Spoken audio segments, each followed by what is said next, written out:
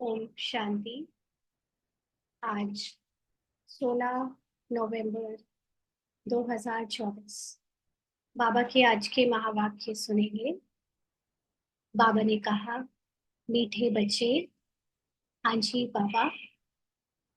बाप आए हैं तुम्हें रूहानी हुनर सिखलाने, जिस हुनर से तुम सूर्य चांद से भी पार शांति धाम में जाते हो।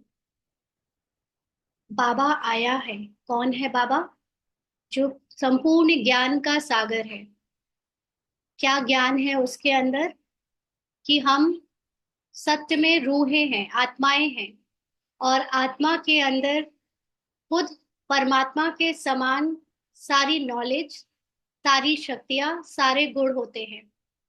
क्योंकि हमारा ड्रामा में रोल चल रहा है, और ड्रामा के रोल के अकॉर्डिंग हमारे यानी आत्मा के अंदर जो मन है, बुद्धि है, उसने अभी हद में जाकर, यानी ये जो संसार है, देह की दुनिया, दिखने वाली दुनिया है, उससे अपनी पहचान बना ली है। इसलिए आत्मा की जो रियल पावर्स हैं, उसकी जो ओरिजिनल शक्ति है, गुण है, उसे वो याद नहीं है। जादूगर होते हुए भी आत्मा अपने जादू को जानती नहीं, यानी याद नहीं है उसे। तो बाबा हमको रूहानी हुनर सिखला रहा है। माना जो हम हैं ही, उसमें टिक जाने से जो हमारे अंदर गुण और शक्तियां हैं, वो इमर्ज हो जाती हैं। वो पार्ट में, रोल में भी यूज होने लगती हैं। और अभी तक हम रोल में डूबे होने के कारण खुद को रोल की कमजोरी से पहचानते थे, रोल की लिमिटेशन से खुद को जानते थे, और इसलिए सफर करते थे, यानी दुख भोगते थे, अशांत रहते थे, डरते थे, इनसिक्योर रहते थे। लेकिन जो आत्मा अविनाशी है, जिसे कोई मार नहीं सकता, जिसे कोई बदल नहीं सकता, जिससे कोई कुछ छीन नहीं सकता, ऐसी आत्मा का ज्ञान बाबा हमें जब देता है, तो हमें वो सिखाता है कि उस आत्मा के दृढ़ता में फिर से कैसे वापस लौटे। उसको कहते हैं रूहानी हुनर सिखलाना। तो इस हुनर से हम सूर्य चांद से भी पार शांति धाम में जाते हैं। मतलब आत्मा इमॉर्टल है, स्थूल नहीं है। उसको कोई भी फिजिकल सुख साधन या कोई भी फिजिकल बॉडी टच भी नहीं कर सकती, उसके ऊपर अपना प्रभाव भी नहीं छोड़ सकती। तो ये सूर्य चांद जो कि एक फिजिकल चीजें हैं, और संसार जो कुछ दिख रहा है वो सब फिजिकल में आता है। इसलिए आत्मा को पूरे संसार की कोई भी चीज इन्फ्लुएंस नहीं कर सकती। तो आत्मा अपने शांति धाम में सूर्य चांद से पार जाकर रहती है। माना ये जो फिजिकल चीजें हैं, चाहे वो सूर्य चांद है, चाहे वो धरती है, चाहे मिट्टी है, चाहे हवा है, इन सब से परे हो जाती है। और क्योंकि उसका फिर कोई रोल से नाता नहीं रहता, रोल से कोई पहचान या आइडेंटिटी नहीं रहती, तो वो कंप्लीट साइलेंस को अपने अंदर अनुभव कर सकती है, जिसको कहते हैं शांति धाम में रहती है, या शांति धाम में हम जाते हैं। आज का प्रश्न है, साइंस घमंड और साइलेंस घमंड में कौन सा अंतर है? हम्म? साइंस घमंड और साइलेंस घमंड में कौन सा अंतर है? तो बाबा ने उत्तर दिया, साइंस घमंडी चांद सितारों पर जाने के लिए कितना खर्चा करते हैं, शरीर का जोखिम उठाकर जाते हैं। उन्हें यह डर रहता है कि रॉकेट कहीं फेल ना हो जाए। तुम बच्चे साइलेंस घमंड वाले, बिगैर कौड़ी खर्चा सूर्य चांद से भी पार मूल वतन में चले जाते हो। तुम्हें कोई डर नहीं, क्योंकि तुम शरीर को यहाँ ही छोड़कर जाते हो। तो अगर इसको कोई देह भान में डूबकर सुनेगा, यानी ब्राह्मण आइडेंटिटी सुनेगी, जो कि एक फिजिकल आइडेंटिटी है ना, तो उसको लगेगा कि बाबा कह रहा है कि हम सूर्य चांद से भी पार कोई बहुत बहुत दूर जाते हैं, और हम शरीर को यहाँ छोड़कर जाते हैं। मतलब जब हम योग में बैठते हैं तो हम आत्मा को अनुभव करते हैं कि आत्मा शरीर से निकल कर बाहर जा रही है, फिर बहुत ऊपर उड़ के जा रही है, ऐसा। लेकिन जो उसको आत्माभिमानी स्थिति से सुनेगा, उसको इस बात का बहुत अच्छे से रियलाइजेशन रहेगा कि जो आत्मा सूर्य चांद से परे है ही। वो कभी सूर्य चांद के प्रभाव में पहले भी नहीं आई थी, जब वो रोल में थी तब भी। क्योंकि आत्मा के अंदर जो मन और बुद्धि संस्कार है, इसने द्वापर से अपने को फिजिकल पहचान से समझना शुरू कर दिया। सतयुग त्रेता में तो आत्मा को ये बिल्कुल क्लियर होता है कि वो ये फिजिकल है ही नहीं। इसीलिए वहां सब सोल कॉन्शियस होकर पार्ट में आते हैं। तो जैसे कि आजकल साइंस में इतना खर्चा कर रहे हैं, है ना, हमारे बड़े बड़े साइंटिस्ट, बहुत सारे लोग अब तो रॉकेट मून तक, मार्स तक, और अभी तो ऐसे भी हो गया कि जाते हैं और लौट आते हैं वापस। ऐसे भी कई सारे एस्ट्रोनॉट्स अब तैयारी कर रहे हैं कि वहां हम दूसरों को, कॉमन मैन को भी ले जाएंगे, घुमाकर वापस ले आएंगे। तो ये इन सब चीजों में कितना कितना खर्चा होता है। और उनको इस बात का अहंकार रहता है कि वो साइंस से दुनिया को जीत लेंगे, दुनिया तो छोड़ो यूनिवर्स को जीत लेंगे। हाँ, लेकिन बाबा कहता है कि तुम बच्चों को घमंड किस चीज का है, कि तुम अपने सत्य को जान लेने से, तुम जो हो ही, जो अपना सत्य, क्योंकि ऐसे तो साइंटिस्ट का जो पार्ट प्ले कर रहे हैं, जो अंतरिक्ष की खोज कर रहे हैं, वो भी है तो आत्मा ही। लेकिन वो उनकी खोज सारी बाहर हो रही है। वो बाहर के जगत में इतना खर्चा करके, इतना समय लगाकर अपने नए नए जो उनके कहना चाहिए उपलब्धियां हैं उसको पूरा कर रहे हैं। लेकिन हमारे अंदर की यात्रा है, हम आत्माएं अपने अंदर जा रही हैं, रोल से छूट कर अपने अंदर की सत्य को जानने का पुरुषार्थ कर रहे हैं। तो हमें इसका डर नहीं है कि हमारा शरीर कहीं छूट जाए या हम कभी निकल जाएं तो क्या हो। क्योंकि आत्मा जानती है कि आत्मा अविनाशी यात्रा पर है। तो उसको इस इंटरनल अंतरिक्ष की यात्रा में कोई डर नहीं लगता, है ना। हमारे जितना अंतरिक्ष बाहर है, उतना ही अंतरिक्ष अंदर है। बाहर के अंतरिक्ष में बहुत सारे लोग कभी कभी लौट कर भी नहीं आते। ऐसे कई लोग हुए जो गए थे रॉकेट में, और आज भी उनकी बॉडी अंतरिक्ष में घूम रही है। उनको पांच तत्वों में विलीन नहीं हो सके वो, और आज भी वहां पे वो हवा में तैर रही है। हाँ। और यहाँ पर हम सबको पता है कि हमारी यात्रा बुद्धि की यात्रा है।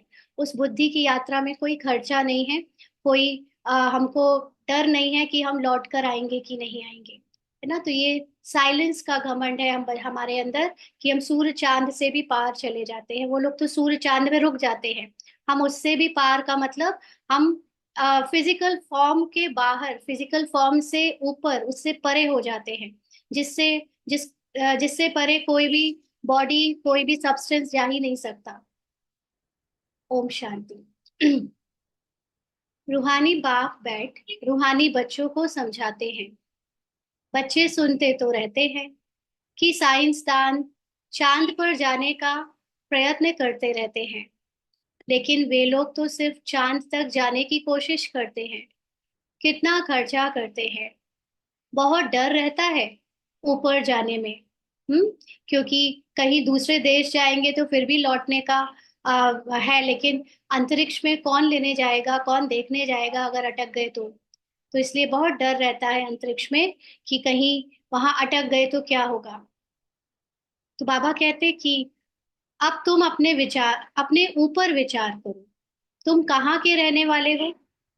तो रोल को नहीं कह रहा है इस समय बाबा, आत्मा से ही कह रहा है कि तुम आत्मा के ऊपर विचार करो, माना अपने ऊपर विचार करो कि तुम कहाँ के रहने वाले हो। माना आत्मा का ओरिजिनल स्थान कहाँ है? क्या ये फिजिकल दुनिया है? क्या ये फिजिकल ड्रामा है उसका घर? या उसकी जो अपनी ये फिजिकल चीजों से परे की अवस्था है, वो उसका घर है? खुद से विचार करो अपने ऊपर। बाबा कहते वह तो चंद्रमा की तरफ जाते हैं, तुम तो सूर्य चांद से भी पार जाते हो, एकदम मूल वतन में। हाँ, तो उनकी यात्रा है फिजिकल यात्रा, हमारी यात्रा है रूहानी यात्रा। और हम कहीं सूर्य चांद या ग्रहों में अटक नहीं जाते। हमें उन फिजिकल सब्सटेंस में कोई लगाव नहीं है कि हम मार्स में या चांद में जाकर वहां से पत्थर बीन कर लाएं। हमारी यात्रा इससे परे है, अपने सत्य की तरफ। और वो है मूल वतन, यानी हम सब आत्माओं का ओरिजिनल घर, यानी वो शांति की अवस्था में जाते हैं। वो लोग तो ऊपर जाते हैं तो उनको बहुत पैसे मिलते हैं, ऊपर में चक्र लगाकर आते हैं तो उन्हों को लाखों सौगातें मिलती हैं। उनका खेल क्या है? वो सब ड्रामा के अंदर साइंटिस्ट हैं, साइंटिस्ट का रोल प्ले कर रहे हैं, ड्रामा के अंदर खोज करने की, अलग अलग खोज को संसार के सामने शो कर कर वाहवाही इकट्ठा कर कर उनसे लाखों की सौगातें लेते हैं। लेकिन हम ड्रामा से भी परे चले जाते हैं, हम ड्रामा से बाहर आने का पुरुषार्थ कर रहे हैं, है ना? तो इसलिए उनका शरीर और हमारे शरीर के भार में अंतर है। बाबा कहते हैं शरीर का जोखिम रिस्क उठाकर जाते हैं, वह है साइंस घमंडी। तुम्हारे पास है साइलेंस का घमंड, यानी हमको किसी को शो नहीं करना कि हम क्या कर रहे हैं, कौन सी यात्रा कर रहे हैं। हमारे अंदर वो रूहानी प्योर घमंड है ना, कि जो हम है ही ओरिजिनली, उस बात का अहंकार कह लो, झूठा अहंकार तो नहीं कहेंगे, उससे शुद्ध अहंकार कहेंगे। तुम जानते हो, हम आत्मा अपने शांति धाम ब्रह्मांड में जाते हैं। अब ऐसे तो वो भी कहते हैं कि हम भी ब्रह्मांड में जाते हैं, और हम भी कहते हैं कि हम भी ब्रह्मांड में जाते हैं। दोनों के ब्रह्मांड में क्या अंतर है? वो समझते हैं कि संसार बाहर है। हाँ, उनको उनके लिए संसार जो यूनिवर्स दिख रहा है, वो क्योंकि थर्ड आई नहीं मिली है उनको, विस्डम की, उनको राइट नॉलेज नहीं मिली है, इसलिए उनके लिए संसार बाहर की दुनिया है, यूनिवर्स और ब्रह्मांड बाहर है। और हम आत्मा जैसे जैसे जाग रहे हैं, जैसे जैसे हमें सत्य ज्ञान धारण हो रहा है, हम जानते हैं कि हमारा ब्रह्मांड अंदर है। ये जो पूरा संसार दिख रहा है वो मेरे अंदर ही है। तो इसीलिए बाहर से यात्रा करना में लिमिटेशन है, फिजिकली यात्रा करना, लेकिन अंदर से बुद्धि से उसकी यात्रा करना बेहद में है। आप अनलिमिटेड स्पिरिचुअलिटी में आगे जा सकते हो। इसीलिए साइंस का तो कहीं ना कहीं एंड हो जाता है, बट स्पिरिचुअलिटी का एंड तब होता है जब आत्मा अपने में स्थित हो जाए, जिसको कहते हैं कर्मातीत स्थिति, है ना, जिसमें हम कंप्लीटली साइलेंस में अपनी संपूर्ण अवस्था को पा लेते हैं। तो हमारे लिए वो बाहर का ब्रह्मांड मायने नहीं रखता, क्योंकि वो सारा जो दिखने में आ रहा है बाहर ब्रह्मांड जैसा, वो सब मेरे अंदर ही है। मैं मेरे अंदर मतलब आत्मा के अंदर सारे पार्ट नूंद हैं 84 जन्मों के, और उसके पीछे जो बैकग्राउंड है एक्चुअली ये जो ब्रह्मांड जिसमें आकाश, सूर्य, चांद, सितारे, ग्रह, नक्षत्र, एस्ट्रॉइड्स, ये सब जो दिखते हैं, ये सब तो बैकग्राउंड है। एक मूवी में जैसे, या ड्रामा के जब किसी स्टेज में कोई ड्रामा होता है तो पीछे से बैकग्राउंड बनाते हैं रंग बिरंगा, कलरफुल, लाइटिंग वाला, है ना? तो वो तो जस्ट वो बैकग्राउंड है, बाकी रोल जो प्ले कर रहा है एक्टर वो मुख्य होता है। तो ऐसे ही मैं आत्मा मुख्य हूँ, मेरे अंदर जो ज्ञान है उसको जान लेने से मैं हीरो बन रही हूँ, और बाकी तो सब बैकग्राउंड है। ये ब्रह्मांड जो मेरे अंदर जो बाहर दिख रहा है वो मेरे अंदर है। तो बाबा कहते हैं आत्मा ही सब कुछ करती है। उन्हों की भी आत्मा शरीर के साथ ऊपर में जाती है। अब जब ड्रामा के अंदर की बात हम करते हैं तो देखा जाए तो चाहे साइंस वाले चाहे साइलेंस वाले, दोनों ही जो शरीर जिसका दिख रहा है, कोई साइंस का काम कर रहा है, कोई साइलेंस में जा रहा है, दोनों के शरीर के अंदर तो आत्मा ही होती है जो उनसे ये सब कुछ कराती है। तो बाबा कहते हैं बड़ा उन्हों की भी आत्मा शरीर के साथ ऊपर में जाती है। बड़ा खौफनाक है, डरते भी हैं, ऊपर से गिरे तो जान खत्म हो जाएगी। वह सब है जिस्मानी हुनर। तुमको बाप रूहानी हुनर, रूहानी कला सिखलाते हैं। इस हुनर को सीखने से तुमको कितनी बड़ी प्राइज मिलती है?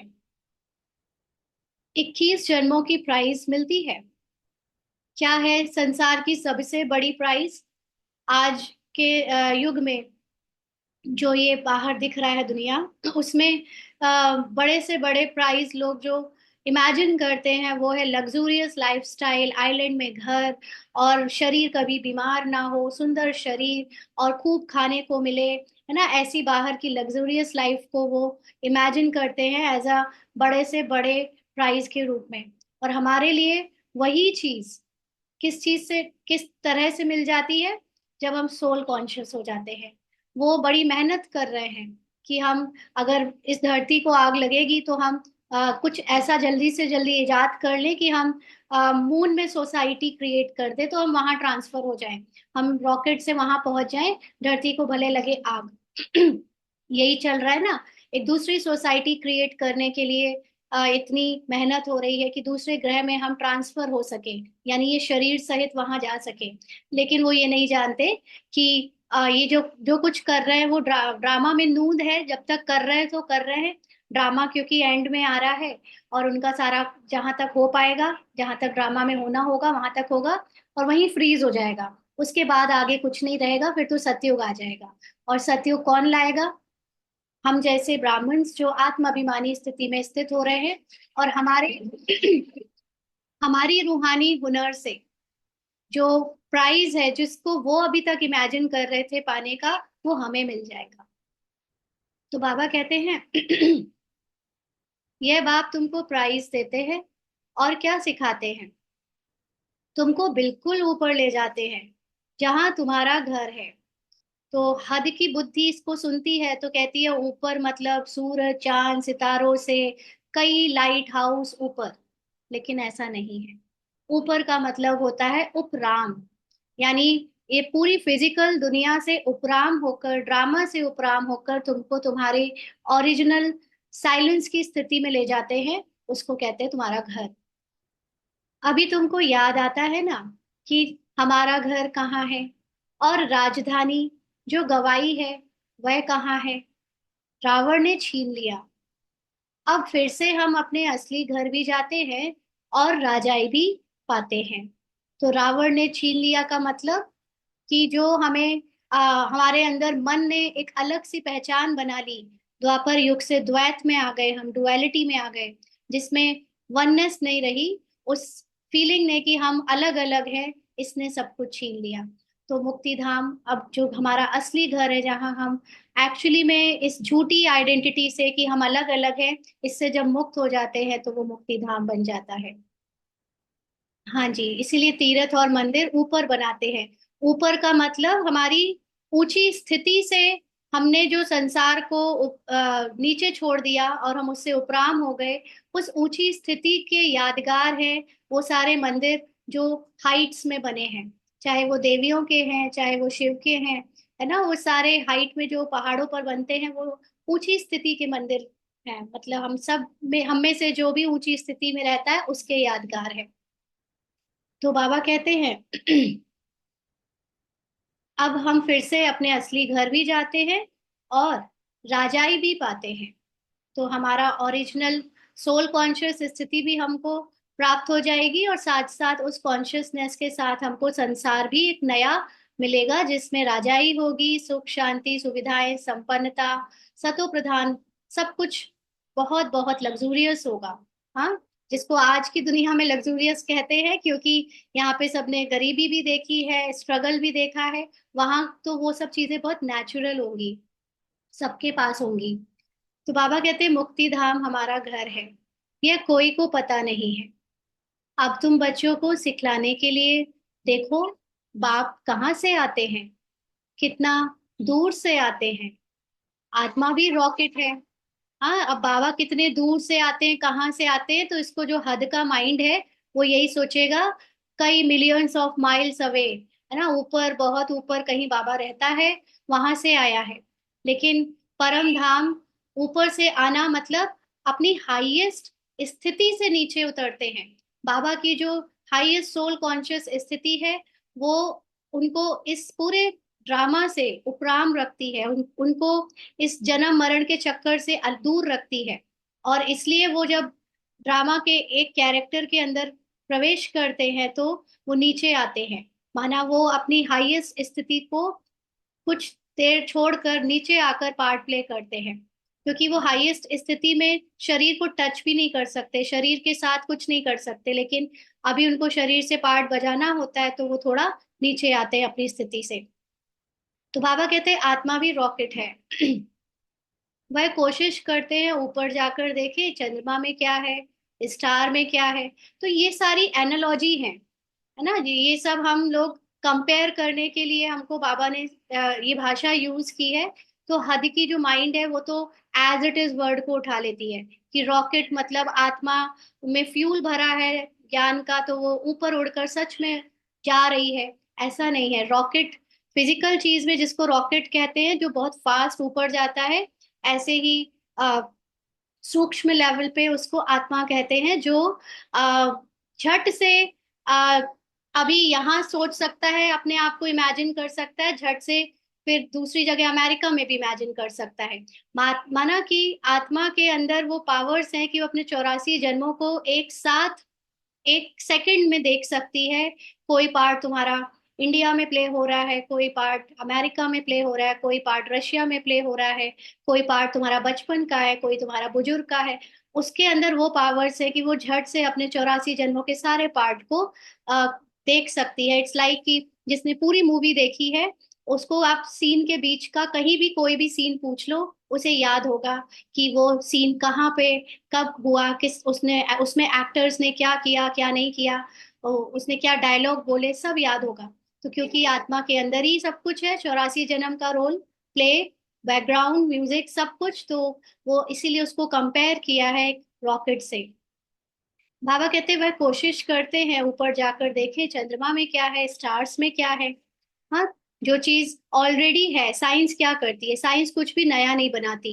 साइंस सिर्फ जो बनी बनाई चीजें हैं उसकी उसको एक्सप्लोर करती है, उसके बारे में नॉलेज निकालती है, जानती है। और कभी उसमें वो पूरी तरह सफल होती है राइट नॉलेज निकालने में। कभी वो जरूरी नहीं कि 100% राइट और एक्यूरेट नॉलेज ले। कभी कभी वो कुछ सिर्फ एज्यूम कर लेती है कि ये बात सही होगी, ये बात गलत होगी। फिर दूसरा साइंटिस्ट आकर उसके ऊपर उसको चैलेंज करता है कि ये बात ऐसी नहीं है, वैसी है ना, लेकिन कुछ भी वो नया नहीं बनाते। ऐसे ही जब हम बात करते हैं आत्मा अभिमानी की, तो एज अ यहाँ पर रोल जो हम आत्मा के बारे में जान रहे हैं, कुछ भी नया नहीं जान रहे। जो आत्मा जैसी है उसकी ओरिजिनल स्थिति के बारे में केवल हम एक्सप्लोर कर रहे हैं। और उसके उसकी हर एक अवस्था को यहाँ पर बाबा जो हमें सुना रहा है उस ज्ञान से अनुभव कर रहे हैं। तो इसीलिए ये साइंस को साइलेंस से कंपेयर किया जा सकता है कि साइंस भी एक्सप्लोर करती है बाहर की दुनिया को, यूनिवर्स को। और साइलेंस यानी जो हम बाबा से योग लगाते हैं उसमें हम अंदर की दुनिया को एक्सप्लोर करते हैं। बाकी सब पहले से ऑलरेडी बना बनाया है, कुछ नया नहीं बन रहा। तो बाबा कहते तुम बच्चे जानते हो यह तो इस मांडवे की बत्तियां हैं। जैसे मांडवे में बिजलियां लगाते हैं, हाँ, म्यूजियम में भी तुम बत्तियों की लड़ियां लगाते हो ना। यह फिर है बेहद की दुनिया। तो देखो, जैसे एक ड्रामा में ऊपर से बहुत सारे लाइट्स लगाए जाते हैं उस ड्रामा की अलग अलग समय पर फोकस करने के लिए, कि अब वो कैरेक्टर आया तो उसके ऊपर ये लाइट फोकस हो रही है, दूसरा कैरेक्टर आया तो दूसरी लाइट फोकस हो रही है। तो ये पूरी लाइटिंग जो एक ड्रामा के स्टेज पर लगी होती है, वो उसको आकर्षित बनाती है, और उसको लाइट मतलब थोड़ा प्रकाशित रखती है उस ड्रामा को, जो हद के ड्रामा में हम ऑन स्टेज देखते हैं। तो वैसे ही ये संसार में हम एज अ मनुष्य, यानी आत्मा जब मनुष्य के रूप में आकर संसार में पार्ट बजाती है, तो उसको भी लाइट्स चाहिए। तो उसी के लिए ये सूरज चांद सितारे लाइट्स बेहद के पर्दे पर लगे हुए हैं, जिससे हमारे जीवन में रोशनी बनी रहे। जीवन का मतलब है जो हम रोल प्ले कर रहे हैं उसमें हमें इजीली लाइट मिले, प्रकाश मिले, और रोल प्ले होता रहे। तो बाबा कहते हैं इस बेहद की दुनिया में ये भी वैसे ही बिजलियां हैं। इससे यह सूर्य चांद सितारे रोशनी देने वाले हैं। मनुष्य फिर समझते हैं सूर्य चंद्रमा यह देवताएं हैं। हाँ, मनुष्यों ने ड्रामा में उनके अंदर ये रोल था प्ले करने का कि तुम यही लाइटिंग को अब सूर्य चंद्रमा समझना, क्योंकि तुम अज्ञानी हो और वो तुम्हें लाइट दे रहे हैं। तुम्हें तो पता ही नहीं कि ये चीज तो केवल बिजली से चल रही है। हाँ, जैसे हद के ड्रामा में जो लाइट्स होती हैं वो बिजली से, इलेक्ट्रिसिटी से चलती हैं। लेकिन कोई आदिवासी उनको देख ले जिसने कभी ना देखी हो बिजली, तो वो तो उसके पीछे उसको मतलब बहुत ऊंची चीज समझ लेगा, अपने को उनके सामने बिल्कुल गिरा देगा और भगवान मानकर पूजा करने लगेगा। तो इसी तरह हमें भी नॉलेज नहीं हुई ड्रामा में हमारी जब देवी देवता का पद छिन गया और हमारे अंदर से नॉलेज खत्म हो गई, राइट नॉलेज, तो फिर हमने सूर्य चंद्रमा को देवता मानना शुरू कर दिया, क्योंकि हमें लगता है वो हमें हर समय रोशनी देते हैं, कुछ दे रहे हैं, और जितने भी लोगों ने हमें कुछ दिया है हम उनको रिस्पेक्टफुली देवता मानने लगे। तो बाबा कहते हैं परंतु यह देवता तो है नहीं। अभी तुम समझते हो बाप कैसे आकर हमको मनुष्य से देवता बनाते हैं। यह ज्ञान सूर्य, ज्ञान चंद्रमा और ज्ञान लकी सितारे हैं। तो जब सूर्य चंद्रमा और सितारे के आगे ज्ञान लग जाता है तो इसका मतलब फिर स्थूल नहीं रहता। ये स्थूल सूर्य चंद्रमा की बात नहीं, लेकिन जो आत्मा अपने ओरिजिनल फॉर्म में पूरी तरह से अपने सत्य को जानती है, हाँ, उसको कहेंगे ज्ञान सूर्य, जो है परम आत्मा शिव बाबा। उसको ही हर समय ये पूरा नॉलेज रहता है कि वो खुद कौन है और हम आत्माएं कौन है। फिर ज्ञान चंद्रमा, चंद्रमा का, चंद्रमा के अंदर जो स्थूल वाला चंद्रमा होता है, ऊपर वाला आकाश वाला, उसकी अपनी कोई रोशनी नहीं होती। उसके अंदर जो रोशनी आती है वो सूर्य की रिफ्लेक्शन से आती है, यानी वो सूर्य से रोशनी लेता है। तो हमारे भी पार्ट में, रोल में, ज्ञान सूर्य शिव बाबा है। ब्रह्मा जिसके अंदर सारी ज्ञान की रोशनी शिव बाबा से आई, इसलिए वो ज्ञान चंद्रमा है। और हम जो और भी थोड़ा सा कहना चाहिए, रोल में जो हमें ज्ञान मिला है वो थोड़ा कम कम मिला है शिव बाबा से और ब्रह्मा बाबा से, इसलिए हम ज्ञान लकी सितारे हो गए। तो ये उपमा है, ये कंपैरिजन है, एनालॉजी है। तो बाबा कहते हैं ज्ञान से ही तुम बच्चों की सदगति हो रही है। सदगति का मतलब अपने सत्य को जान लेने के बाद हमारे मन में जो दुविधा थी, परेशानी थी, जो दुख था, उससे हम छूट जाते हैं और अपने ओरिजिनल सुख को अनुभव करने लगते हैं। तो तुम कितना दूर जाते हो, बाप ने ही घर जाने का रास्ता बताया है। तो इसको हद की बुद्धि तो डिस्टेंस से समझेगी कि बहुत दूर जाते हैं, लेकिन दूर जाने का मतलब इस शरीर से उपराम होकर एकदम बुद्धि से हम इससे न्यारे हो जाते हैं। और ये जो कैसे करना है ये पूरा रास्ता बाबा ने बताया है।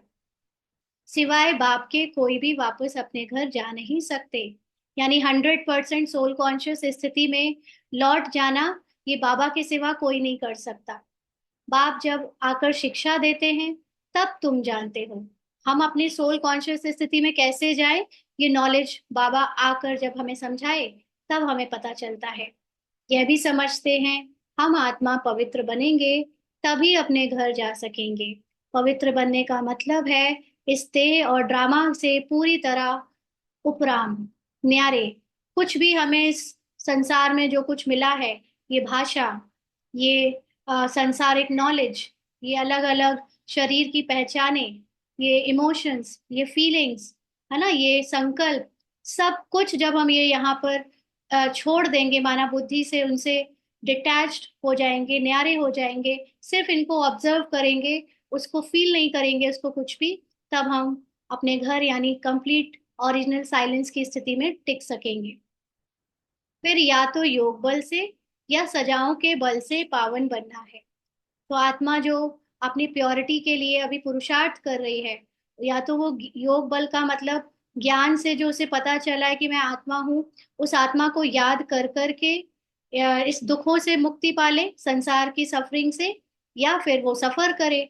तो सफर करेगी तो अल्टीमेटली मौत के बाद तो, यानी शरीर छूटने के बाद तो फिर वो प्योर हो ही जाएगी। सफर करते करते सारी सफरिंग करने के बाद तो फिर वो प्योर हो ही जाएगी।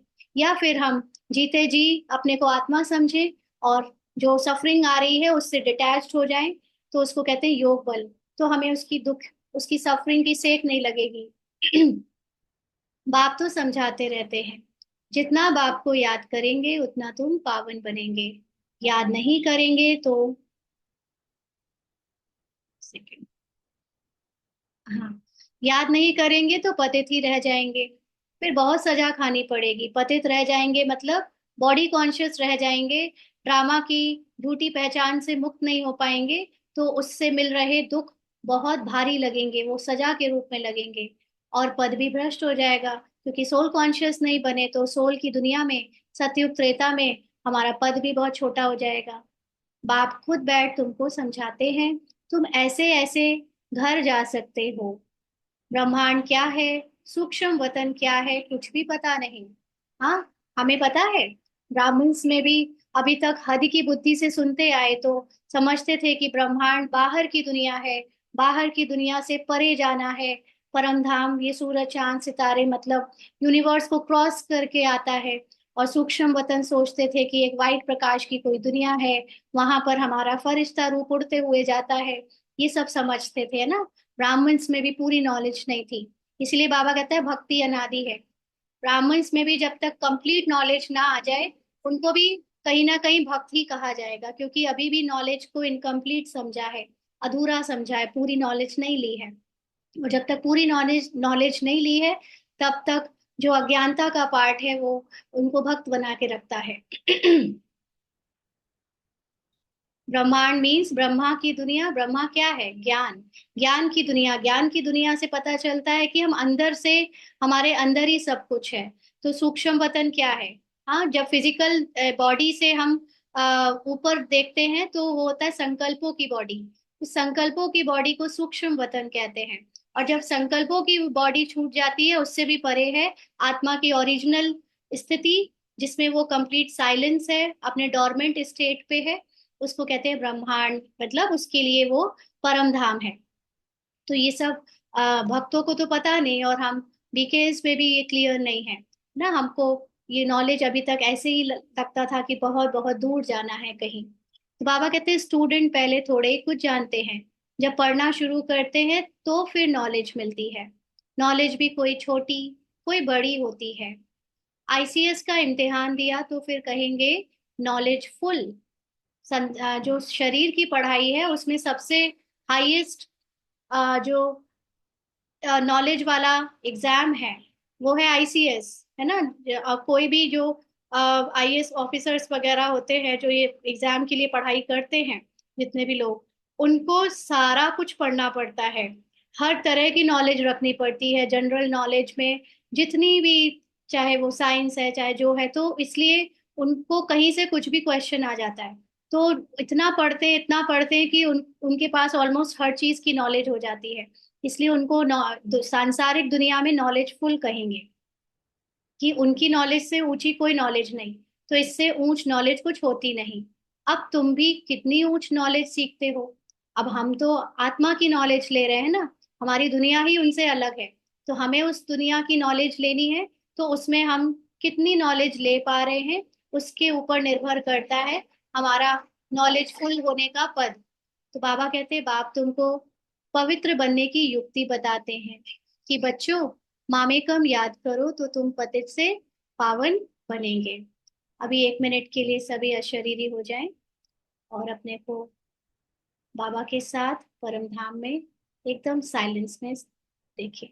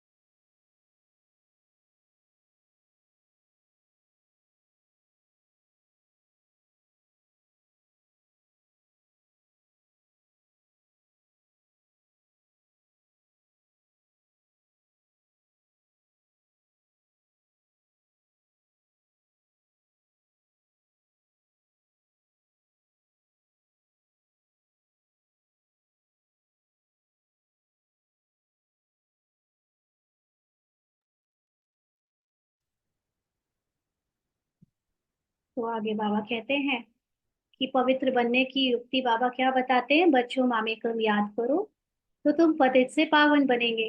तो बाबा को याद करना माना बार बार ये रिवाइज करो, रिवीजन करो, याद करो कि तुम एक आत्मा हो।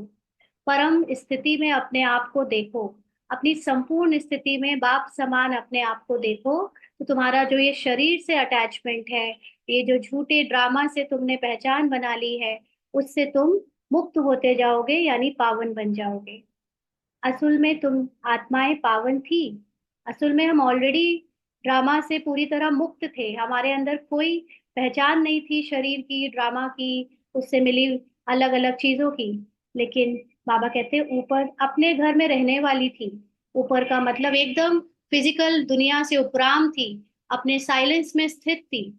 जब तुम सतयुग में जीवन मुक्ति में हो तो बाकी सब मुक्ति धाम में रहते हैं। तो जैसे कोई ड्रामा स्टार्ट होता है, हाँ, तो अगर उसमें बहुत सारे एक्टर्स हैं, तो जब स्टेज में थोड़े से ही एक्टरों को आना होता है, तो बाकी के एक्टर्स फिर अलग पर्दे के पीछे रहते हैं, माना वो कॉस्ट्यूम नहीं पहनते हैं तब तक, जब तक उनका ड्रामा में रोल आने ना वाला हो। उस है ना, तो जब उनका रोल आने वाला होता है तब वो जल्दी से कॉस्ट्यूम पहनकर फिर स्टेज पर आते हैं। तो जैसे एक मूवी शूट होती है, मूवी में क्या होता है कि डायरेक्टर पहले से बता देता है कि आज केवल ये 4 एक्टर्स का ही शो है, मतलब उनकी शूटिंग होगी, बाकियों की अभी जरूरत नहीं है। क्योंकि उनकी शूटिंग जैसे 6 महीने या साल भर चली, तो हर दिन हर एक्टर की जरूरत तो नहीं होती। एक दिन केवल 4 एक्टर की जरूरत है, बाकी के 20 एक्टर्स की जरूरत नहीं है, तो वो लोग अपने घर में रहते हैं, कोई कॉस्ट्यूम नहीं पहनते, सेट पर नहीं आते। तो ऐसे ही जब सतयुग में जितनी आत्माओं को रोल प्ले करना है, उतनी आत्माएं शरीर लेकर शरीर के पार्ट में आ जाती हैं। बाकी जिन आत्माओं का अभी रोल नहीं है, वो लोग शरीर से मुक्त अपनी मुक्ति की अवस्था में रहती हैं। वो 5 तत्वों में प्रवेश नहीं करती। तो रहता सब कुछ यही है, लेकिन एक है कि 5 तत्वों से जब हम मुक्त होते हैं उसके प्रभाव से, तो उसको कहेंगे मुक्ति धाम। तो बाबा कहते हैं मुक्ति और जीवन मुक्ति दोनों को हम शिवालय कह सकते हैं। यानी जब मुक्ति में शिव बाबा भी रहते हैं, परम धाम में शिव बाबा रहते हैं, माना आत्मा के रूप में हम आत्माएं भी होती हैं, तो हम शिव बाबा के साथ मुक्ति में रहते हैं। और बाबा कहते हैं हम बच्चे आत्माएं भी रहते हैं। ये है रूहानी हाईएस्ट नॉलेज। अंडरलाइन, ये नॉलेज हर किसी को नहीं मिल सकती। जब तक खुद को रूह ना देखें, खुद को आत्मा ना देखें, तब तक ये नॉलेज हमें समझ नहीं आएगी। वह कहते हैं हम चांद के ऊपर जाकर रहेंगे। कौन? साइंस वाले कितना माथा मारते हैं, बहादुरी दिखाते हैं, इतने मल्टी मिलियन माइल ऊपर जाते हैं, लेकिन उन्हों की आश पूर्ण नहीं होती है, और तुम्हारी आश पूरी हो जाती है। उनका है झूठा जिस्मानी घमंड, तुम्हारा है रूहानी घमंड। क्योंकि जो संसार बाहर दिख रहा है, वो हम आत्माओं को नॉलेज से पता चल चुका है, वो बाहर है ही नहीं, वो अंदर है ना। जैसे दिखाया गया है गणेश जी और उनके जो भाई थे कार्तिक, तो उनको जब कहा गया कि तुम विश्व का परिक्रमा करके आओ, तो गणेश जी थे महाबुद्धिमान और समझदार, और कार्तिक उतने नहीं थे। तो कार्तिक तो सच में अपनी मोर के ऊपर यात्रा करने चले गए पूरे संसार की, और गणेश जी विद्वान थे, तो उन्होंने अपने माँ बाप को बीच में बैठाला और उन्हीं का परिक्रमा कर लिया, क्योंकि वो जानते थे कि सारा संसार इनके अंदर ही समाहित है। तो वो जल्दी उन्होंने परिक्रमा करके जीत पा ली।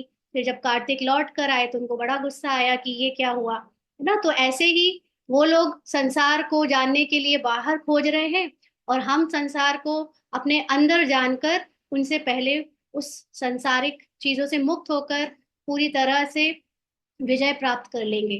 तो उनका है जिस्मानी घमंड और हमारा है रूहानी घमंड। बाबा कहते वह माया की बहादुरी कितनी दिखाते हैं, मनुष्य कितनी तालियां बजाते हैं। अभी हुआ था ना एलन मस्क का, जब उनका रॉकेट लौट कर आ गया था, तो उसमें कितनी तालियां बजी, बधाइयां मिली। मिलता भी बहुत है, करके 5-10 करोड़ मिलेंगे। उस समय तो 5-10 करोड़ बाबा के, ब्रह्मा बाबा के समय पर बहुत होते थे। अभी तो इतना कुछ भी नहीं होता। इतना तो आजकल आम फैक्ट्री या इंडस्ट्रियलिस्ट के पास होता है ना। अभी तो millions of multi million crore वाली बात आ गई है। तो बाबा कहते तुम बच्चों को यह ज्ञान है कि उन्हों को यह जो पैसे मिलते हैं सब खत्म हो जाएंगे, बाकी थोड़े दिन ही समझो। हाँ, बस थोड़े दिन ही समझो। कब तक? जब तक 108 आत्माओं की ये तीसरा नेत्र पूरी तरह से खुल नहीं जाता। बस वो उन जैसे ही वो 108 आत्माएं अपने कंप्लीट सोल कॉन्शियस स्थिति में टिकी, संसार का परिवर्तन हो जाएगा। बाबा कहते आज क्या है कल क्या होगा। आज तुम नरकवासी हो, कल स्वर्गवासी बन जाएंगे। क्योंकि मुख्य बात है दृष्टि की। जैसे ही हमारी दृष्टि पूरी तरह चेंज हो गई, हम अपने को कलयुग से निकाल कर सतयुग में स्थित कर लेंगे, निरंतर सोल कॉन्शियस बन जाएंगे। तुरंत बाहर का ये जो बैकग्राउंड है, सीन है, वो चेंज हो जाएगा। तो इसलिए अभी टाइम बहुत थोड़ा ही समझो। बाबा कहते टाइम कोई जास्ती नहीं लगता है। तो उन्हों की है जिस्मानी ताकत।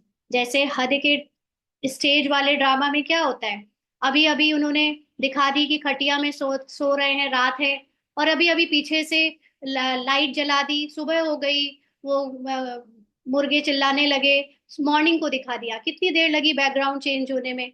अभी अभी उन्होंने बैकग्राउंड में पीछे से महल का एक पोस्टर लाकर रख दिया, और नदियां और प्यारे प्यारे झरने वगैरह बहा दिए, तुरंत चेंज हो गया ना बैकग्राउंड। तो ऐसे ही जो संसार का खेल एक होलोग्राम के रूप में, लाइट के रूप में चल रहा है, ये फटाक से ऐसे चेंज हो जाएगा, टाइम नहीं लगेगा। इसको कल भी बाबा ने शायद शाम की मुरली में कहा है, अचानक होना है, अचानक हो जाएगा सब कुछ। तो बाबा कहते हैं वह जिस्मानी ताकत से कहाँ तक जाएंगे। हम्म, कितना लगाएंगे एफर्ट, चांद सितारों तक पहुंचेंगे, और लड़ाई शुरू हो जाएगी। तो लड़ाई शुरू हो जाएगी, बाहर की तो वैसे भी दिख रही है, लेकिन हमारा उससे मतलब नहीं। हम क्योंकि रूहानी गुप्त पुरुषार्थी हैं, तो हमारी लड़ाई तो अपने अंदर चल रही है, यानी क्योंकि आत्मा के अंदर ही सब कुछ है, संसार पूरा आत्मा के अंदर प्ले हो रहा है। तो उसके लिए ही अपनी स्मृति की लड़ाई है, soul conscious versus body conscious. बाबा कहते हैं फिर वह सब खत्म हो जाएंगे। उन्हों का हुनर यहाँ तक ही खत्म हो जाएगा। वह है जिस्मानी हाईएस्ट हुनर, तुम्हारा है रूहानी हाईएस्ट हुनर। तुम शांति धाम में जाते हो, उनका नाम ही है स्वीट होम, उसका नाम ही है स्वीट होम। वो लोग कितने ऊपर जाते हैं, और तुम अपना हिसाब करो, तुम कितने माइल्स ऊपर में जाते हो। हाँ, बाबा क्या एक्यूरेटली बता नहीं सकता था? अगर परम धाम ये बाहर वाले यूनिवर्स के परे था, तो बाबा बता सकता था। जैसे 5,000 का साल उसने एक्यूरेट बताया, वैसे वो कितने भी माइल्स है। जैसे क्योंकि बाबा की दुनिया में, यानी आत्माओं की दुनिया में, ना टाइम होता है, ना काउंटिंग होती है, ना भाषा होती है। लेकिन फिर भी बाबा ने अपनी स्थिति से नीचे आकर ब्रह्मा बाबा के तन से 5,000 ईयर का टाइम बताया, काउंटिंग बताई, शब्दों में बताई, है ना। तो बाबा तो फिर कितने भी मिलियन ईयर्स या मिलियन लाइट ईयर अवे होता, दूर होता परम धाम, तो बता सकता था। लेकिन उसकी बात ही नहीं है। लाइट ईयर में ये सब चीजें तो बाहर की दुनिया की है, अंदर में जो घर है हमारा परम धाम, वो हमारी अवस्था है ना। इसलिए बाबा ने कभी ये क्लियरली नहीं बताया, और हम कंफ्यूज क्या रहे, हम इतने पक्के रहे कि ऊपर ही है, बाहर ही है। तो बाबा कहते तुम कौन? आत्माएं। बाप कहते हैं मैं कितने माइल ऊपर में रहता हूँ, है ना। ये कंफ्यूज करता रहा ये बात, कि माइल मतलब आत्मा बहुत माइल्स के ऊपर, आसमान के ऊपर रहती है। गिनती कर सकेंगे? उन्हों के पास तो गिनती है, बतलाते हैं इतने माइल ऊपर में गए, फिर लौट आते हैं ना। बाबा ने बताया था एक बार कि आकाश तो कभी एंड ही नहीं होता उसका, तो फिर उसको आप कैसे काउंट करोगे, किसके बाहर। बड़ी खबरदारी रखते हैं, ऐसे उतरेंगे, यह करेंगे। बहुत आवाज होता है, माना उनका बहुत चारों तरफ आवाज फैलती है, वाहवाही होती है। तुम्हारा क्या आवाज होगा? तुम कहाँ जाते हो, फिर कैसे आते हो, कोई को पता नहीं। अंदर ही अंदर बैठे बैठे हम कौन सी दुनिया में चले जाते हैं, कि क्या क्या स्मृति से बदल लेते हैं, किसी को पता चलता है क्या? तुमको क्या प्राइस मिलती है, यह भी तुम ही जानो। वंडरफुल है, बाबा की कमाल है, किसी को पता नहीं। तुम तो कहेंगे यह नई बात थोड़ी है। हर 5,000 वर्ष बाद वह अपनी यह प्रैक्टिस करते रहेंगे। वो लोग भी जो अभी तक जितनी इन्वेंशन हुए हैं, जितनी डिस्कवरीज हुई हैं, एक्सप्लोरेशन हुआ है, ये हूबहू सेम 5,000 साल पहले भी हो चुका है, उसके भी पहले हो चुका है, और फिर से हर 5,000 साल के बाद ये सारी चीजें साइंस की जो बाहर देखने में आ रही हैं एज इट इज होंगी ही। तो तुम इस सृष्टि रूपी ड्रामा के आदि मध्य अंत ड्यूरेशन आदि को अच्छी रीति जानते हो, तो तुमको अंदर फख्र होना चाहिए। बाबा हमको क्या सिखलाते हैं? बहुत ऊंचा पुरुषार्थ करते हैं, फिर भी करेंगे ये सब बातें और कोई नहीं जानते। बाप है गुप्त। तुमको कितना रोज समझाते हैं, तुमको कितनी नॉलेज देते हैं। उन लोगों का जाना है हद तक, और तुम बेहद में जाते हो। वह चंद्रमा तक जाते हैं, अब वह तो बड़ी बड़ी बत्तियां हैं, और तो कुछ है नहीं। उनको धरनी बहुत छोटी देखने में आती है। तो उन्हों की जिस्मानी नॉलेज और तुम्हारी नॉलेज में कितना फर्क है। तुम्हारी आत्मा कितनी छोटी है, परंतु रॉकेट बड़ा तीखा है। आत्मा का रॉकेट तीखा क्यों है? क्योंकि आत्मा 1 सेकंड में अपने सारे पार्ट्स को देख सकती है, अगर वो उस स्थिति में स्थित हो जाए तो, है ना। 100% सोल कॉन्शियस स्थिति में उसको आदि मध्य अंत सब कुछ दिख जाता है। अभी तो हम ज्ञान से जान रहे हैं, जितना बाबा शब्दों में बता पाता है उतना ही हम समझ पाते हैं, लेकिन शब्दों से परे की चीज को देखने के लिए हमको बाबा के समान स्थिति में टिकना पड़ेगा। इसीलिए हम में नंबरवार आ जाते हैं। जिसने उस स्थिति में अपने को टिकाया है उसका नंबर आगे आ जाता है, उसको वो रहस्य दिखने लगते हैं जो कम ज्ञान वाले, कम स्थिति वाले नहीं जान सकते ना। इसीलिए वो स्थिति जैसे जैसे आप ऊपर पहुंचोगे आपका पुरुषार्थ की गति फास्ट होती जाएगी। पहले की गति बहुत मेहनत वाली थी, जब हम स्थूल धारणाएं कर रहे थे, जब हम ज्ञान को शब्दों से समझ रहे थे, और जो नॉलेज बाबा ने दी है उसको हम स्थूल दुनिया की समझ रहे थे, तब तक स्पीड बहुत स्लो थी। जैसे जैसे आत्मा की स्थिति से ज्ञान सुनना शुरू करेंगे, पुरुषार्थ बहुत फास्ट होने लगता है, कम मेहनत से होने लगता है। जैसे कल बाबा ने कहा था ना, स्केटिंग, वो पहिए लग जाते हैं, उड़ते रहते हैं, फिर पुरुषार्थ में भी और सेवा में भी। तो आत्मिक स्थिति से सेवा भी बहुत आसानी से होती है, और पुरुषार्थ भी फिर बहुत आसानी से होता है। बाबा कहते हैं आत्माएं ऊपर में रहती हैं, फिर आती हैं पार्ट बजाने। यह भी सुप्रीम आत्मा है शिव बाबा के लिए। परंतु उनकी पूजा कैसे हो? भक्ति भी जरूर होनी ही है, इसीलिए उनकी पूजा के लिए पत्थर की पिंडी बना देते हैं। बाबा ने समझाया है, आधा कल्प है ज्ञान दिन, आधा कल्प है भक्ति रात। माना आधा कल्प हम सोल कॉन्शियस रहते हैं, आधा कल्प बॉडी कॉन्शियस। अभी संगम युग पर तुम ज्ञान लेते हो। अभी हम हाफ बॉडी कॉन्शियस है, हाफ सोल कॉन्शियस है। मतलब हाफ का मतलब जरूरी नहीं सबके लिए एग्जैक्ट हाफ हो। कोई 90% बॉडी कॉन्शियस होगा, 10% सोल कॉन्शियस होगा। कोई 60% होगा, कोई 40-60-40 का रेशियो होगा। सबका अलग अलग है, लेकिन इस समय सबके अंदर आत्मा का भी ज्ञान है और शरीर का भी ज्ञान है। सतयुग में तो ज्ञान होता नहीं, इसीलिए इसको पुरुषोत्तम संगम युग कहा जाता है। सबको पुरुषोत्तम बनाते हैं। पुरुषोत्तम का मतलब पुरुषों में उत्तम।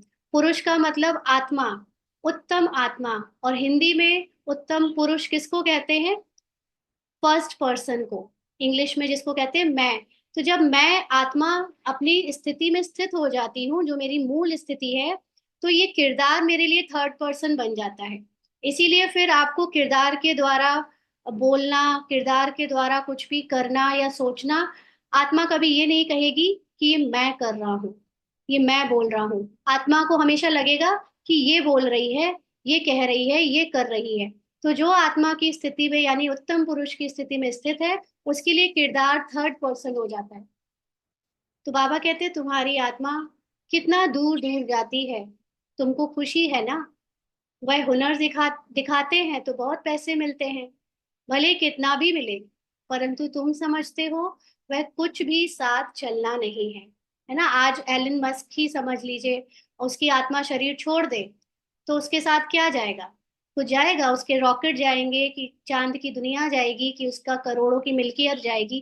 कुछ उसके साथ नहीं जाएगा, है ना। आत्मा को, आत्मा का ज्ञान नहीं अगर उसके अंदर हुआ, वो आत्म अभिमानी नहीं बन पाया, तो इतनी सारी रिसर्च, इतनी सारी पैसा खर्च करना सब फिजूली हो जाएगा तो बाबा कहते हैं अभी मरे की मरे, सब खत्म हो जाने वाला है। अभी तुमको कितने वैल्यूएबल रत्न मिलते हैं, इतनी वैल्यू कोई गिनी नहीं जाती। ये वैल्यू क्या है? ये ज्ञान की वैल्यू है। ज्ञान के सामने ये हरे नोटों का या ये पीला सोना कुछ मायने नहीं रखता। क्योंकि ज्ञान जब ये जानता है कि जो हरे नोट और पीला सोना है वो पत्थर है, वो कुछ है ही नहीं उसके सामने। वो अगर आत्मा की कॉन्शियसनेस में स्थित हो जाए तो अभी के अभी उसके महल सोने के बन जाएं, अभी के अभी उसके लिए दूध की नदियां बह जाएं, अभी के लिए अभी उसका शरीर एकदम स्वस्थ हो जाए, कंचन काया हो जाए। तो वो वैल्यूएबल है वो ज्ञान, या ये यहाँ के हमारे चंद नोट और चंद सोना चांदी से भरी खदानें, क्या वैल्यूएबल है? तो बाबा कहते हैं कि इतनी इनकी वैल्यू कोई गिनी नहीं जाती। लाख लाख रुपया एक एक वर्जन का है। बाबा की मुरली में एक लाइन भी मिस हुई तो समझो आपने कितना अपना पद गवा दिया, क्योंकि वो नॉलेज गवा दी। कितने समय से तुम सुनते ही आते हो। हाँ, लोग कह रहे हैं कि हम 80 वर्ष से ज्ञान में हैं, इतने सालों से ज्ञान में हैं, तो परिवर्तन दिखता नहीं। क्यों नहीं दिखता? क्योंकि ज्ञान ज्ञान को ज्ञान तब कहेंगे जब उससे परिवर्तन हो। अगर परिवर्तन नहीं हुआ है, माना यथार्थ ज्ञान को समझा नहीं था अभी तक, भले ही वही मुरली थी, वही शब्द थे और सब कुछ था, लेकिन जो उसके अंदर की सच्चाई थी वो आज तक समझी नहीं थी, इसलिए परिवर्तन नहीं हुआ था। बाबा कहते हैं गीता में कितनी वैल्यूएबल नॉलेज है। उसी गीता को पढ़कर गांधी जी ने देश आजाद करा दिया, और उसी गीता को पढ़कर हजारों लोग आज भी कुछ नहीं कर पा रहे, कोई परिवर्तन नहीं कर पा रहे। तो बात है समझ की, उसकी गहराई की, अपने अंदर की सच्चाई की, अंडरस्टैंडिंग की, है ना। तो बाबा कहते हैं यह एक ही गीता है जिसको मोस्ट वैल्यूएबल कहते हैं। सर्वशास्त्रमयी शिरोमणि श्रीमद् भगवत गीता है। वो लोग भले पढ़ते रहते हैं परंतु अर्थ थोड़े ही समझते हैं। गीता पढ़ने से क्या होगा? अब आप कहते हैं मुझे याद करो तो तुम पावन बनेंगे, क्योंकि जब तक हम संसार को बुद्धि से छोड़ते नहीं, इसका झूठ इल्यूजन जो है वो त्यागते नहीं, तब तक पावन नहीं बनेंगे। भले वह गीता पढ़ते हैं परंतु एक का भी बाप से योग नहीं, एक भी नहीं जानते। उस गीता में पूरा आत्मा का ज्ञान है, लेकिन एक भी आत्मा की स्थिति में नहीं टिकता जो कि परमात्मा से योग लगा सके। बाप को ही सर्वव्यापी कह देते हैं, पावन भी बन नहीं सकते। अब यह लक्ष्मी नारायण के चित्र तुम्हारे सामने हैं। इनको देवता कहा जाता है क्योंकि दैवी गुण है। तुम आत्माओं को पवित्र बन सबको अपने घर जाना है। नई दुनिया में तो इतने मनुष्य होते नहीं, बाकी सब आत्माओं को जाना पड़ेगा, है ना। जब दोबारा से एक्टिंग शुरू होगी तो लिमिटेड एक्टर्स ही स्टेज पर आएंगे। बाकी जो अभी इतनी आदमशुमारी हो गई है, इतनी पॉपुलेशन हो गई है आत्माओं की, वो अभी सब अपने वापस शरीर छोड़कर अपनी सोल यानी मूल स्थिति में लौट जाएंगे। तुमको बाप भी वंडरफुल नॉलेज देते हैं जिससे तुम मनुष्य से देवता बहुत ऊंच बनते हो। तो ऐसी पढ़ाई पर अटेंशन भी इतना चाहिए। यह भी समझते हैं जैसा जिसने कल्प पहले अटेंशन दिया है ऐसा देते रहेंगे। तो हमारी सोल कॉन्शियस स्थिति किस पर निर्भर करती है? पढ़ाई पर अटेंशन से। इसी पढ़ाई को पढ़कर राजा भी बन रहा है कोई, इसी पढ़ाई को पढ़कर कोई प्रजा में रह जाएगा, दास दासी में रह जाएगा। इसलिए बात सारी अटेंशन की है। मालूम पड़ता रहता है बाप सर्विस का समाचार सुनकर खुश भी होते हैं।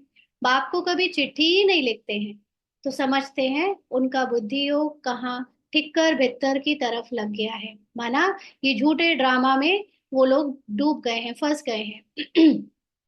देह अभिमान आया हुआ है, बाप को भूल गए हैं। जो आत्मा की स्थिति में स्थित होगा उसको बाबा के सिवा कुछ अच्छा नहीं लगेगा। और अगर बाबा को भूले हुए हैं मतलब संसारिक चीजों में फंस गए हैं। नहीं तो विचार करो, लव मैरिज होती है तो उनका कितना आपस में प्यार रहता है। हाँ, कोई कोई के ख्याल बदल जाते हैं तो फिर स्त्री को भी मार डालते हैं। यह तुम्हारी है उनके साथ लव मैरिज। हमारे साथ बाबा हमारी बाबा के साथ किसी ने अरेंज मैरिज कराई क्या? हमने बाबा को अपने सच्चे दिल से पहचाना, प्यार किया, इसलिए हमारी लव मैरिज है।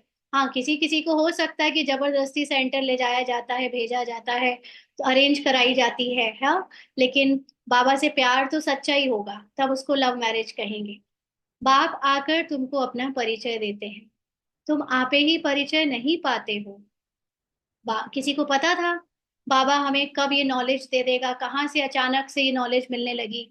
गए तो थे अपनी छोटी मोटी परेशानी को लेकर मेडिटेशन सीखने, और कहाँ उसमें भगवान टपक पड़ा भगवान की नॉलेज मिलने लगी। हाँ, तो ये उन्होंने अपना परिचय खुद दिया। बाप को आना पड़ता है। बाप आएगा तब जबकि दुनिया पुरानी होगी। पुरानी को नई बनाने जरूर संगम पर ही आएंगे। बाप की ड्यूटी है नई दुनिया स्थापन करने की। तुमको स्वर्ग का मालिक बना देते हैं, तो ऐसे बाप के साथ कितना लव होना चाहिए। फिर क्यों कहते कि बाबा हम भूल जाते हैं?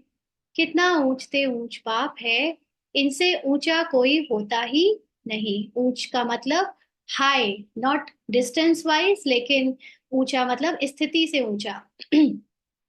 मनुष्य मुक्ति के लिए कितना माथा मारते उपाय करते हैं, कितनी झूठ ठगी चल रही है। महर्षि आदि का कितना नाम है। गवर्नमेंट 10-20 एकड़ जमीन दे देती है। ऐसे नहीं कि गवर्नमेंट कोई इररिलीजियस है, उनमें कोई मिनिस्टर रिलीजियस है, कोई अनरिलीजियस है, कोई धर्म को मानते ही नहीं। कहा जाता है रिलीजन इज माइट। तो कौन सा रिलीजन कहा जाता है? अभी तक तो सबने समझा कि हिंदू, मुसलमान, सिख, ईसाई, ये वाला रिलीजन। लेकिन रिलीजन मतलब धर्म, धर्म मतलब सत्य। सत्य ही ताकत है। और वो सत्य जब तक खुद परमात्मा ना आकर बताए, शिव बाबा ना आकर बताए, तब तक वो पावर उसको फॉलो करने वालों में नहीं आती है। क्रिश्चियन में माइट थी ना, सारे भारत को हप करके गए, माना लूट कर गए। अभी भारत में कोई माइट नहीं है, कोई पावर नहीं है। कितना झगड़ा मारा मारी लगी पड़ी है। वही भारत क्या था? हाँ, कहाँ सोने की चिड़िया, कहाँ सोल कॉन्शियस, और कहाँ आज शरीर के पीछे कितनी लड़ाई लगी पड़ी है भारत में। बाप कैसे कहाँ आते हैं किसी को कुछ भी पता नहीं। तुम जानते हो, मगध देश में आते हैं जहां मगरमच्छ होते हैं। ऐसा हिस्ट्री में लिखा हुआ है ना, कि भगवान मगध देश में आते हैं जहां मगरमच्छ होते हैं। मनुष्य ऐसे हैं जो सब कुछ खा जाएं। आजकल ऐसा हो गया है, ह्यूमन ऑर्गन्स तक को खाने लगे हैं। सबसे जास्ती वैष्णव भारत था। यह वैष्णव राज्य है ना। जब भारत सोने की चिड़िया था, देवता थे, तब सबसे ऊंचा था भारत। कहाँ यह महान पवित्र देवताएं?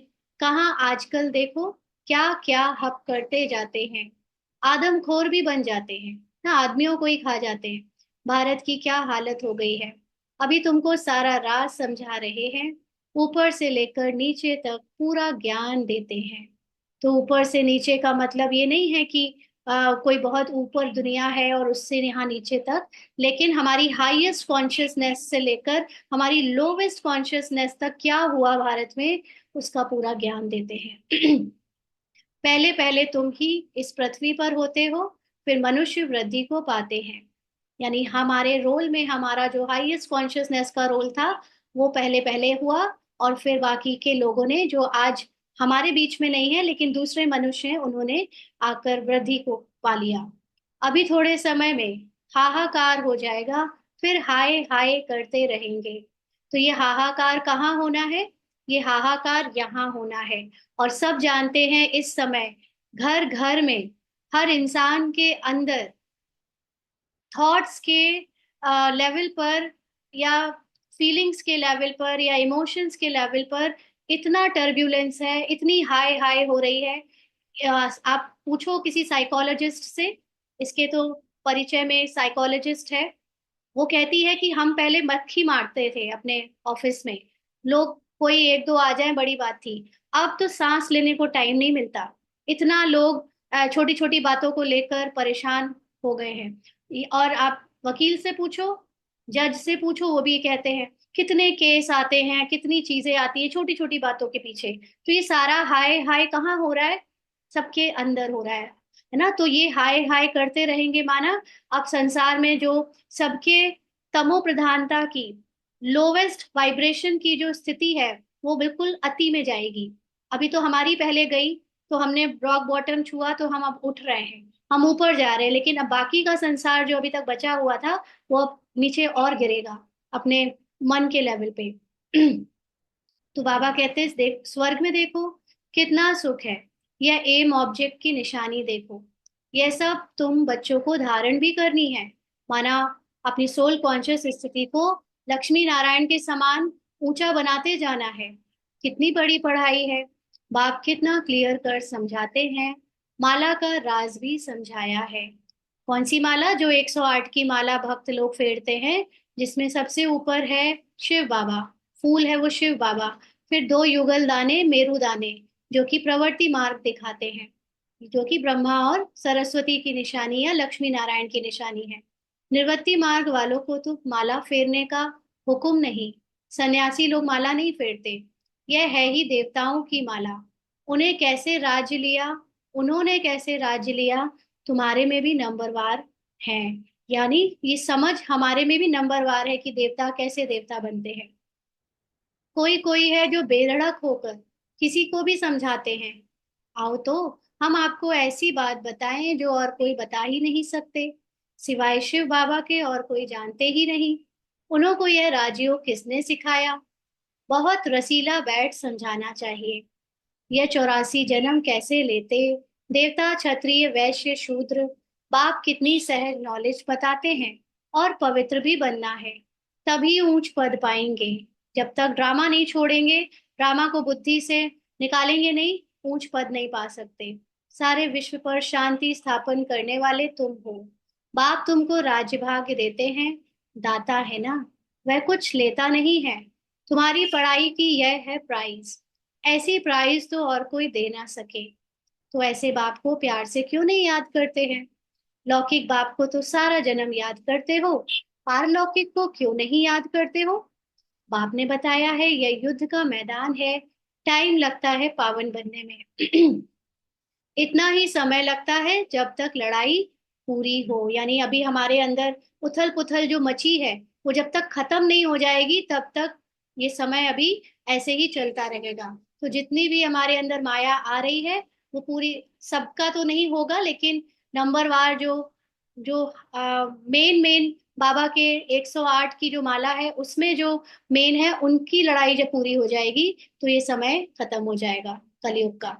ऐसे नहीं जो शुरू में आए हैं वह पूरे पावन होंगे, है ना, जो बाबा के समय साकार टाइम से चले आए हैं, उन्होंने अपने को ड्रामा से न्यारा कर लिया होगा और वो पावन बन गए होंगे, ऐसा जरूरी नहीं है। इसीलिए लास्ट लास्ट तक जो आ रहे हैं वो भी 108 की माला में जा सकते हैं। बाबा कहते हैं माया की लड़ाई बड़ी जोर से चलती है, अच्छे अच्छे को भी माया जीत लेती है। इतनी तो बलवान है, जो गिरते हैं वह फिर मुरली भी कहाँ से सुने। हाँ, सेंटर में तो आते ही नहीं, तो उनको कैसे पता पड़े? माया एकदम वर्थ नॉट अ पेनी बना देती है, माना बुद्धि एकदम खराब कर देती है। मुरली जब पढ़े तब सुजाग हो, तो मुरली का मतलब आत्मा का ज्ञान। जब तक बाबा से आत्मा का ज्ञान ना ले तब तक कोई आत्माभिमानी कैसे बने, कैसे जागे? तो इसलिए जो लोग मुरली नहीं पढ़ते नहीं सुनते, वो तो फिर माया की दुनिया में चले जाते हैं, गंदे काम में लग जाते हैं। कोई सेंसिबल बच्चा हो जो उनको समझावे, तुमने माया से कैसे हार खाई है, बाबा तुमको क्या सुनाते हैं, तुम फिर कहाँ जा रहे हो। देखते हैं इनको माया खा रही है, तो बचाने की कोशिश करनी चाहिए। माया खा रही है मतलब वही हद के मैं मेरे और माँ पत्नी और दूसरे दूसरे रोल में फंस जाते हैं, उसकी चिंता होने लगती है, उसके रोल में मजा आने लगता है। जो जो सत्य है आत्मा, उसके पुरुषार्थ से अलग हो जाते हैं। कहाँ माया सारा हक ना कर लेवे, फिर से सुजाग हो जावे, माना जाग जाए, नहीं तो ऊंच पद नहीं पाएंगे। सदगुरु की निंदा कराते हैं। अच्छा, मीठे मीठे सिकी लदे बच्चों प्रति माता पिता बाप दादा का याद प्यार और गुड मॉर्निंग। रूहानी बाप की रूहानी बच्चों को नमस्ते।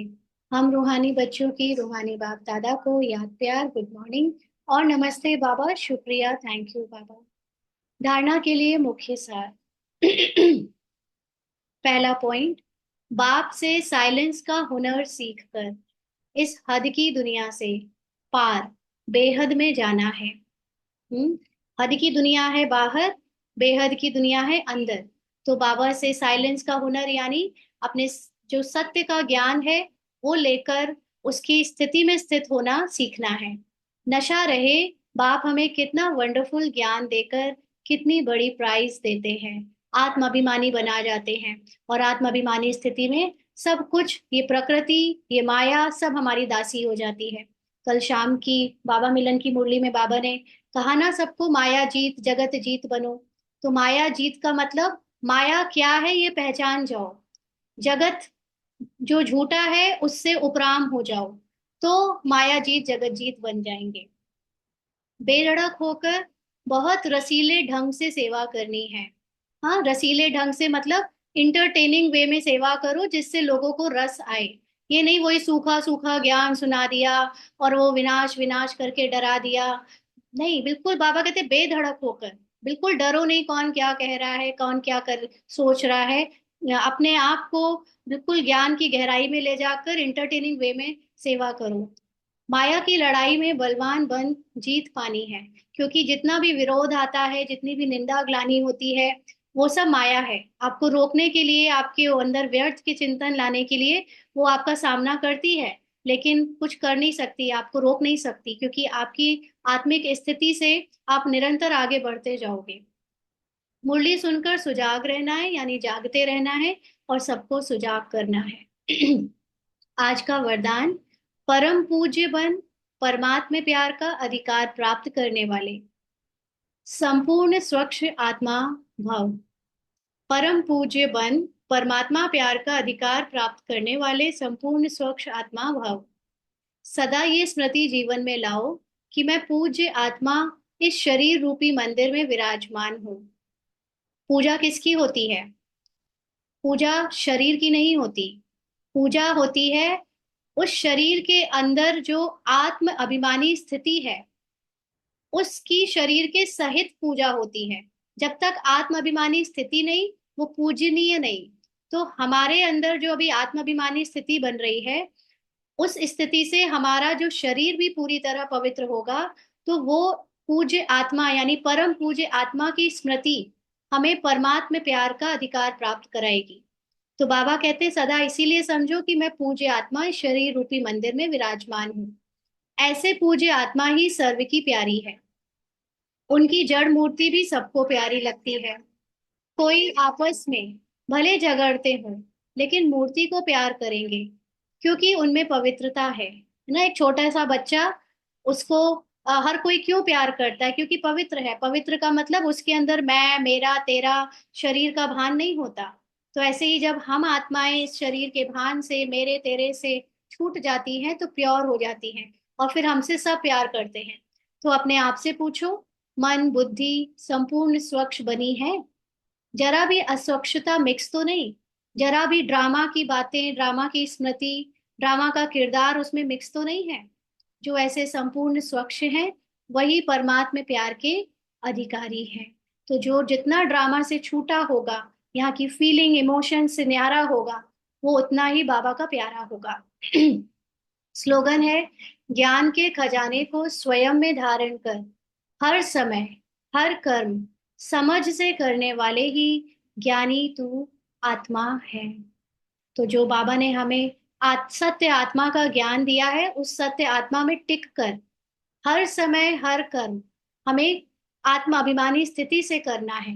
ये जानकर कि ड्रामा का किरदार मैं नहीं हूँ, ड्रामा का मन मैं नहीं हूँ, ड्रामा की वाणी मैं नहीं हूँ, संकल्प मैं नहीं हूँ। तो ऐसे जो अपने को ड्रामा की हर चीज से न्यारा रखता है, वो ज्ञानी तू आत्मा है। अच्छा, आज के अव्यक्त इशारे हैं। सफलता के लिए अपने पास एक रूहानी तावीज रखो। रूहानी ताबीज रखो। ताबीज क्यों पहनते हैं लोग? जिनको ये होता है कि कोई भूत प्रेत का या बुरी नजर का कोई उनके ऊपर प्रकोप आ सकता है, तो वो ताबीज पहनकर एक प्रोटेक्शन लेयर अपने ऊपर बना लेते हैं शरीर के भान में। लेकिन जब मैं आत्मा हूं, तो मेरे लिए रूहानी ताबीज है, रिगार्ड देना ही रिगार्ड लेना है। यानी जब मैं अपने को आत्मा की स्थिति में स्थित रखती हूँ, तो मुझे सब आत्मा ही दिखती हैं। और जब मैं सबको आत्मा देखकर उनके पार्ट से उनकी रिस्पेक्ट नहीं करती हूँ, लेकिन क्योंकि वो आत्मा है इसलिए उनकी रिस्पेक्ट करती हूँ। वो पार्ट में चाहे भिखारी ही क्यों ना हो, आपके घर में कचरा उठाने वाला ही क्यों ना हो, गाड़ी का ड्राइवर ही क्यों ना हो, या अगर कोई मान लीजिए पैसा कल तक बहुत कमा रहा था तो उसको रिस्पेक्ट दे रहे हैं, आज पैसा नहीं कमा पा रहा है तो उसको रिस्पेक्ट नहीं दें, ऐसा नहीं। वो आत्मा है इसलिए सबको रिस्पेक्ट दे रहे हैं। ऐसा रिगार्ड जो देता है उसको सबसे रिगार्ड मिलता है। तो रिगार्ड देना ही रिगार्ड लेना है। यह रिगार्ड का रिकॉर्ड सफलता का अविनाशी रिकॉर्ड हो जाएगा। हर रिश्ते में, हर काम में आपको सफलता मिलेगी। सदा मुख पर एक ही सफलता का मंत्र हो, पहले आप, यानी आत्मा को यानी दूसरों को अपने से आगे रखो। यथार्थ रूप में पहले मैं को मिटाकर यानी शरीर के भान को मिटाकर दूसरों को आगे बढ़ाना। सो अपने अपना बढ़ना समझ चलने से सफलता को पाते रहेंगे। शरीर के भान वाले को लगेगा मैं फेमस हो जाऊं, मैं किसी काम को कर कर वाहवाही ले लूं, मेरा नाम हो जाए, मुझे रिस्पेक्ट मिल जाए, मैं इंचार्ज बन जाऊं। और जो आत्माभिमानी होगा उसको लगेगा सब मैं ही तो हूँ, वो करे मैं करे कोई भी करे, बाबा का काम है, वो तो पूरा होना चाहिए, सब एक ही तो है। तो वो सबको आगे बढ़ाएगा और अपने आप को ऊंचा करता चला जाएगा। ऐसे ऐसे को सफलता बहुत इजीली मिल जाएगी, यानी वो बहुत आसानी से आत्माभिमानी बन जाएगा। ओम शांति।